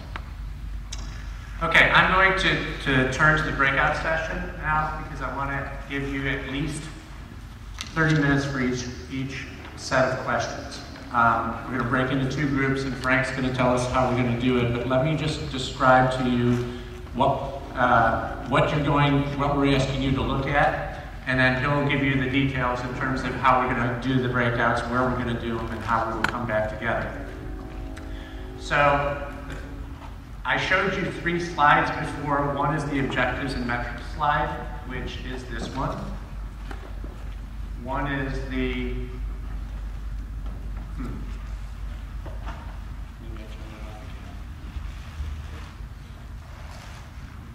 One is the strategies and scenarios, and the third one is the scenarios themselves in terms of what you might want to run. And what I'd like to do is asking you to address 3 questions for each one of those. So for the objectives and metrics, look at the illustration and look at the options that are on there and suggest, are we missing any, first of all? Are there ones that you think should be on there that are not on there? Do you think that there are some that don't belong on there, that maybe aren't as relevant to you as some of the others? And come up with what you think might be the changes to the objectives and potentially to the metrics as well. Because very often people will agree on the objectives, but they'll think of more types of metrics that they think might be better options for what we ought to be looking at down in the analysis. So I'm going to give you 30 minutes for that question, and we'll be around to answer if you have questions about interpreting what it is. We'll have one of our people in each of your groups so that we can answer your questions. But you'll have 30 minutes, and we'll have easels so that you can put your thoughts down about how you might change or how you might suggest that slide should look like. And the second is strategies. We've outlined 4 strategies. Do you think that there are different strategies that we ought to be considering? In Puerto Rico, for example, decentralization was an important one for resiliency purposes. And basically, they wanted to look at putting generation closer to load and having it be much more decentralized than building units that are bigger and have economies of scale. If you have thoughts along those lines, we'd like to hear about it. The third question, again, it's 30 minutes for each one, is looking at the scenarios. Do these scenarios look like logical ones? Of course, we haven't given you all the detail of what the base case looks like, but we suggested a base case, a high technology case, and a high regulatory case. Are there other combinations that you think might be more relevant that we should be looking at? And do you agree that the slide that we put together that shows directionally where some of those factors might be going, and I can't seem to be moving this as well as I'd like to. There we go. Does it make sense to you that in a high regulatory case that you would see lower costs of renewables, higher load due to electrification and things like that, or do you really think that maybe it might go in another direction, and why? So those are the 3 questions that we'd like you to ask. Spend about 30 minutes in each one. Have a note taker that basically on the easels, so that when you come back, you'll have one person who we'll all get back together and compare what each of the 2 groups does, so that we can kind of get your thoughts and your input. And that's how we'll wrap up the session.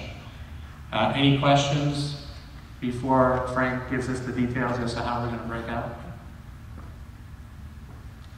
Make sense? Okay, Frank. Okay, for the PSAP members, if we can get from Bobby to Sandra, Doug and Dennis, you all will be a group. You're going to go into number 1 room. You're going to exit out these double doors, make a right. Everyone on the back row, you're going to be in group number 2. We have signs up, and we're going to go ahead and break out, and we're going to have a member of Siemens in each one of the breakout sessions. So we'll do that now and get back together in here around 1:35.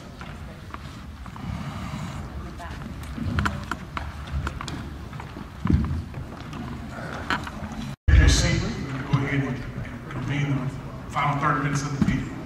Go ahead and take your seats.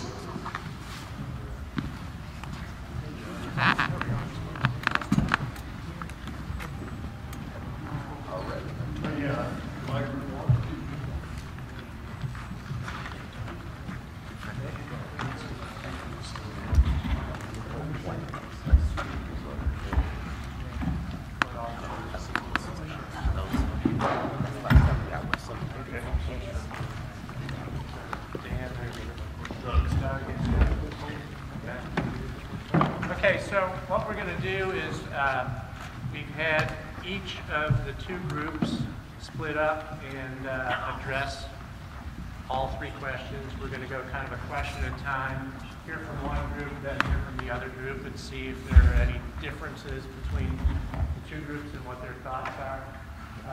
We've got spokesperson Doug and Ben are going to talk for each of the two groups. So my question one, why don't we start with you, Doug, and tell us what your group's thoughts were on. Remember, these are the objectives and metrics back up on the screen that were put out as a starting point for discussion. And then we'll look to Doug to tell us what his group thought. Okay, can you all hear me? Repeat the question. Yeah, I got it. Trying to find the questions. Question one was, what changes would you make to objectives of the study? What changes would you make to metrics? And do you believe weight should be applied?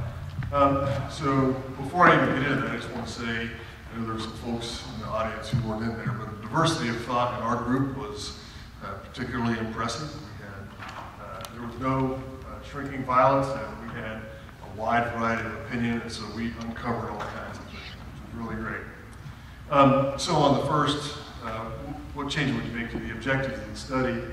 One of the things that we thought should be down in the bottom there was actually in the title, and that is flexibility. With whatever we choose to do, we wanted to make sure that we added flexibility in there such that when conditions change, we have the opportunity to pivot. An example was given if we entered into a long-term 30-year agreement with a singular nuclear power plant to provide us with all the energy, and then suddenly the price of renewables plummeted, we would be stuck. So we wouldn't have flexibility. So an objective for ours is to make sure we have flexibility. Also policy flexibility to account for some things that don't exist today. One of the things that we talked about in number 2, we will get to, that's some self-generation potentially on the part of consumers. So keeping some flexibility there. We did have some things that I view are objectives and values. We heard a lot about, we know that there's going to have to be, if we make a shift, some changes in transmission and distribution. So we wanted to minimize the impact to the fabric of our community, basically our neighborhoods. You don't want to run into a situation where you're plowing through neighborhoods. You have this wonderful solution, but you break apart a neighborhood with a big transmission line right through the middle of it. The other would be our aquifer is particularly important to us. And so when we talk about environmental sustainability as a value, and that's up there, certainly we all agree that resiliency and sustainability is important. But of particular emphasis to us, we often think about the carbon footprint of air, global warming, but for us here in Memphis, we want to make sure that there's a real focus on our aquifer and there would be no harm done to the aquifer. And you'll see some other issues here. We talked about minimizing the impact of changes to regulations, so we didn't want to do something that was subject to volatile regulations. And then one thing that's really important to us is being customer-centric and ensuring that the customers are involved, not only in this process, but have a real feel that they are a part of the system. So customer focus was important to us as well. So I think overall, we liked the objectives and metrics. We wanted to add flexibility as something that was discussed and a part of the objective. But these are kind of the subtext values that we had. There's some things that we're going to want to say, kind of do no harm. Do not break apart our neighborhood. Do not destroy our, do not damage the aquifer further. Do not cut the customer focus out. So, team, did I miss any big things there? Oh, and economic growth was obviously important to us as well. Ensuring that we actually have a nod to economic growth. Whatever we do, we can come up with something that's very affordable, very resilient, very sustainable, and doesn't have much market fluctuation, but also inhibits our ability to grow the economy. So I'll stop there and turn it over to team 2. How about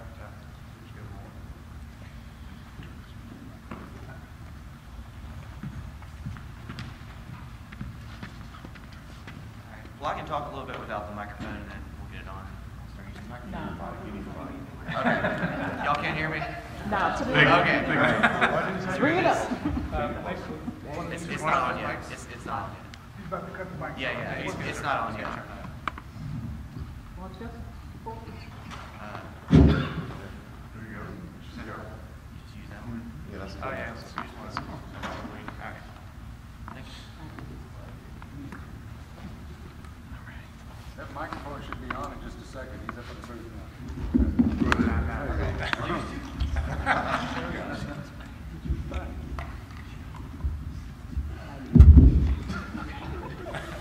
Here we go.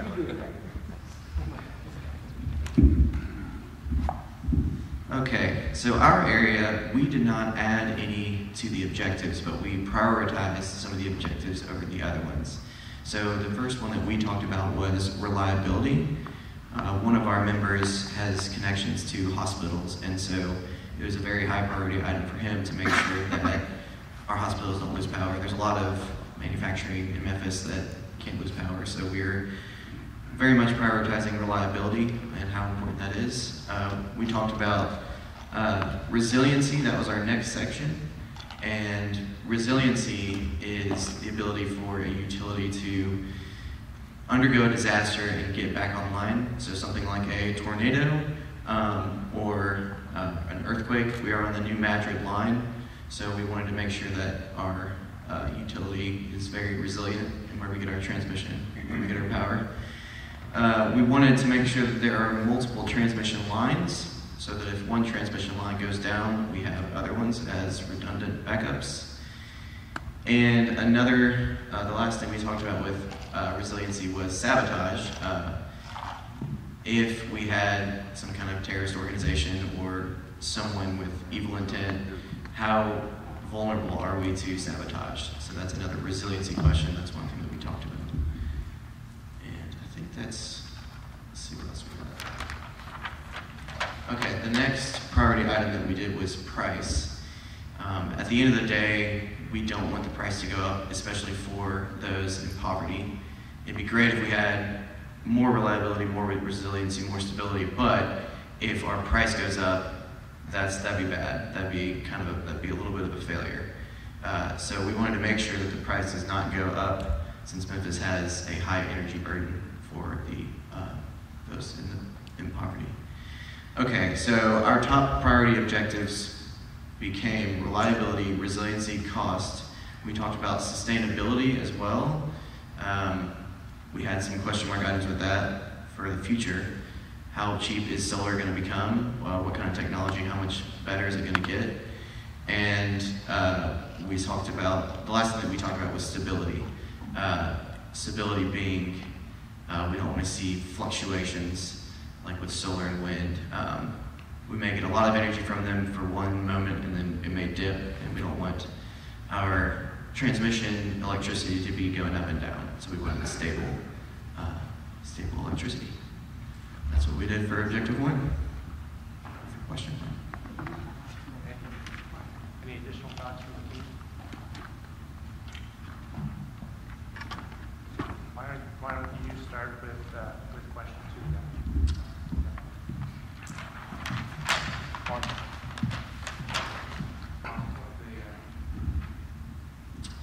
All right, so I'll just talk about what were the 4 strategies first of all, and I think that will help us remember. The first strategy was to stick with TVA. Another strategy was to switch to MISO. A third strategy was for us to do a self-build, self-generation option. And then the last option is to go to the market and do a combination of MISO and other opportunities. The first question we asked was, what are TVA's plans? One of the objectives we prioritized was sustainability, so we were interested to find out what are TVA's plans for sustainability. Most likely, and actually almost definitely, they're becoming more sustainable as time goes on, but we'd like to know more about that. Another strategy, so self-supply, we talked about self-supplying. We talked about how that seems unrealistic for us to do a whole new endeavor to start generating electricity and be completely self-sufficient. That sounded a little bit unrealistic to us. So, but that being said, we also recognize that would create a lot of jobs for Memphis. And then we remembered redundancy. If we were getting all of our power from one power plant, we don't have a whole lot of redundancy there. What if that power plant suddenly has problems? We wouldn't be able to keep getting power. So there would be redundancy issues there. Okay, so at that point we realized that we wanted to keep all 4 boundary conditions. So the question was asked, would we prefer to not even investigate the self-build, self-generation option? Since that seems unrealistic, would we even want to include that in the study? And we decided that we did still want to include it and use it as a boundary condition. It's probably not what we'll end up going with, but it's still good to have the numbers on it for future reference. Another thing that we noticed and thought about was how this study does give us a little bit of leverage with TVA. If we get to a point and we say, maybe we'll go with this other utility, with MISO or with another company, TVA, can you sweeten the deal for us, basically? So this study does give us a little bit of leverage. And the last thing we talked about here was with MISO, we'd have to create a new transmission system. And we talked about how hard it is to put up new transmissions due to easements especially. It's hard to convince people to let us put power lines through their farms, for example, or through their neighborhoods.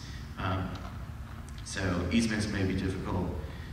We wanted to get more research into the transmission so we could all understand it better, and just interested in what the future looks like for the transmission system. I think that's everything. Let me check. Yep, that's it for us on strategies. All right, and as I stand here, I just realized how we were picked to be the spokespersons. You didn't want to be distracted by our hairstyles, so that's how we're up here.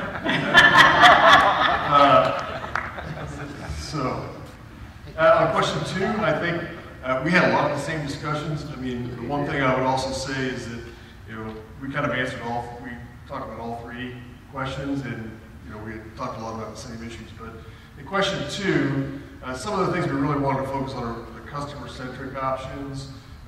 We talked about some possibilities of outsourcing the local transmission that we have. There was a lot of discussions about what we could do and how we could implement. We talked about microgrids and the cost of things. We had a really good discussion about what happened in Puerto Rico, where they had some different mixes of things here, which was a real benefit to us because that is potentially, for the folks that aren't as familiar, that is one of the more complex scenarios. Talked about having to be self-reliant in a mix of real strategies, so I think we can really tap into that, and we were really interested to learn from other people. We liked all 4 strategies, the full requirements contract with TVA, doing the self-supply or self-generation for MLGW. We know we need to go down the line of just exploring what it looks like with MISO, or a combination of 2 and 3.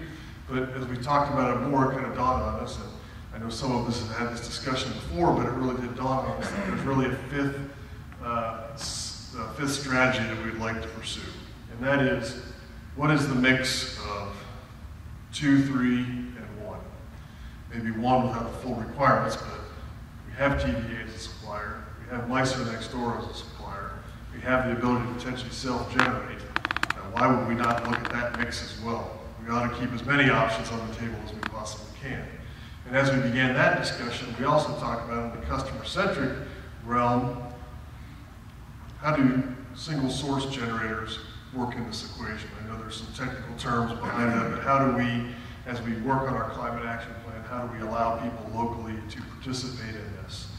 There will be people who just want to turn on the light switch and not think about it. There will be other people who want to put solar on their house, they want to ride their bike to generate their own power, whatever. But how do people work to plug in? So a real mix of all the providers with self-generation and local generation capability as well. Whether you only power your house or you sell it back to the utility, that's maybe a really complex scenario, but we thought that was something that we should explore. Did I get that right, team? Okay. So scenario 5 is what we would suggest. Okay, good. I guess I'm moving on now. Okay. And in, I'm sorry, in strategy 5, not scenario 5. So in number 3, we talked about the scenarios here, and the scenarios are, just remember, a base case, which takes today, makes some forecasts, projects out some inflation of various things, and makes some assumptions. The high tech and the high regulation. One of the things that we talked about was that we thought for sure we should do, in addition to the base case, is the no inflation case. So let's assume that we have this capability today and that there's no inflation in anything. We forecast it through a year in the future, however many years in the future. So there's no inflation, no change, but how do we benefit from this today? Because prices can go down. Inflation doesn't always happen. So we would suggest that you had the today's scenario, then the base case, the high tech, and then under, we had a lot of discussion about what happens if we really do have not just a high regulation, which might be a byproduct of something, but what happens if the climate action crisis suddenly becomes crystal clear to everybody? And we have universal alignment in the nation around, or at least in our community around, that we have to do something immediately.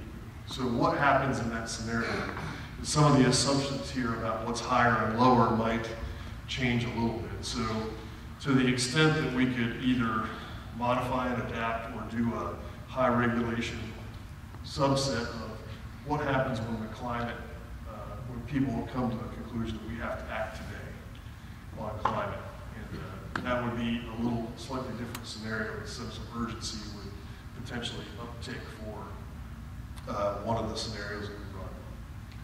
So there's some other good things. Something on MISO as well. Oh, so one of the things that we asked was, now this is getting pretty technical and I'm not in that world, but there is an assumption today, and I'm sure you guys are thinking about this, that we have, what is it, 3 megawatts, or what's our load? Yeah. 3,000? 3,000 megawatts. 3,500 megawatts. And we're just going to, MISO sells power for a certain amount, and they supply 30 megawatts of power, 30 million, I don't know what it is, but anyway, we can just plug in, and then it will have no impact on their price. But we're not bringing any generation to the table, so is there a spillover effect that MISO will feel in the future because we just put 3,000 megawatts of demand, didn't add any generation, so what happens throughout the whole system? And are we sure that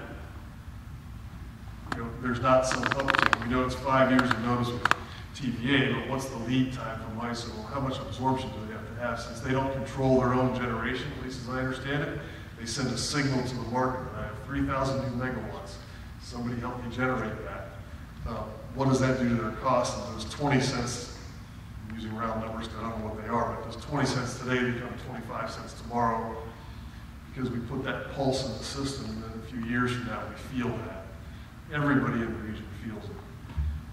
That was just a note that we wanted to make sure.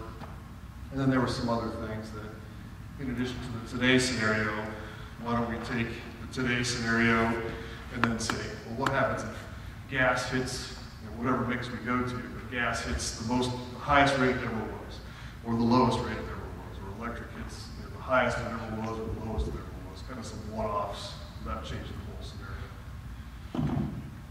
That should do it justice? All right, that's where we are. Okay, so our section, this is pretty short and sweet. We decided to keep all 3 scenarios. We thought they were all 3 very good. And this is repeating something that I said earlier, but we don't want to end up with an option where, maybe we're paying we just don't want to go up in price. That's pretty important to us.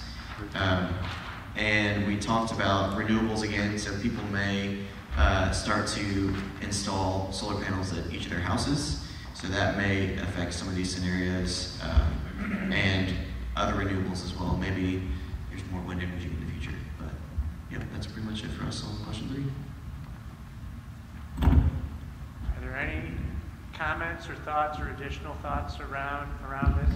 It sounds as though we do have some thoughts around potentially not only an additional, going back to the first one, I think we talked about flexibility as one of the metrics. I think we talked about a 5th strategy that would, oh, thank you. We talked about a 5th strategy potentially that could be a partial requirements contract with TVA along with a combination of the strategies 3 and 4. And then on last one, I can get this to actually work.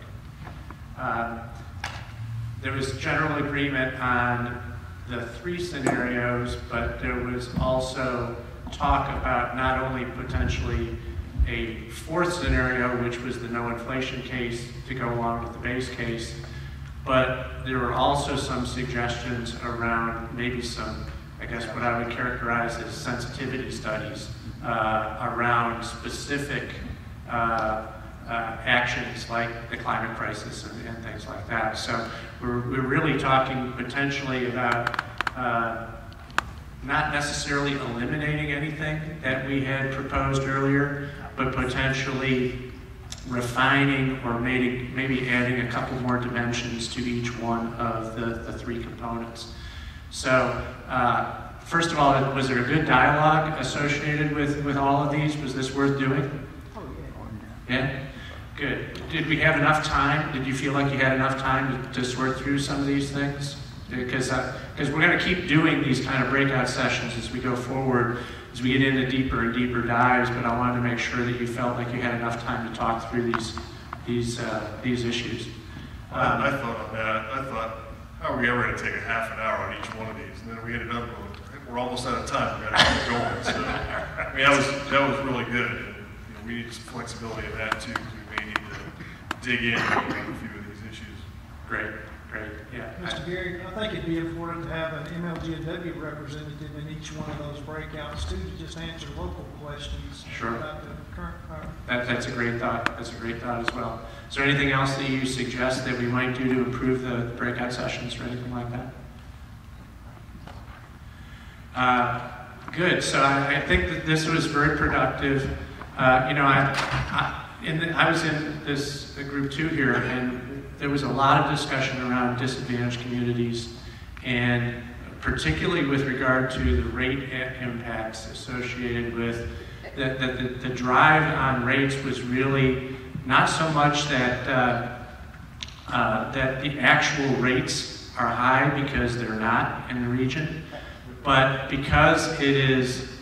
There are a lot of customers that actually don't have disposable income. It's a high cost to them. So the focus that on rates became less, not less, but the real focus was on dealing with a lot of the customers that just simply can't afford the bills. So renewables are great, but we have to somehow deal with the disadvantaged communities throughout that process. I don't have any additional thoughts. Hopefully this was a productive meeting. Hopefully you've got some idea around how we plan to go about this. We're going to unravel this a bit at a time, so we'll try and make sure that each time we progress this and do one layer deeper on the overall approach. And we look forward to working with you through this. Yes, Ms. Smith. Do you want us to come to the meeting at the Hollywood Community Center with the public? That's a good question. I'll let JT answer that question. Okay, thank you. So Linda, you're welcome. It's a public meeting. It's open to anyone. All right, now just was going to close out and talk about that. So next Tuesday, the 20th, from 6 to 7:30 at the Hollywood Community Center, 1560 North Hollywood Street, is the is the meeting for the community to discuss this. And what we are really trying to do, as you may have heard Gary say earlier, is sort of parallel this process. So these meetings are specifically and exclusively for the PSAC.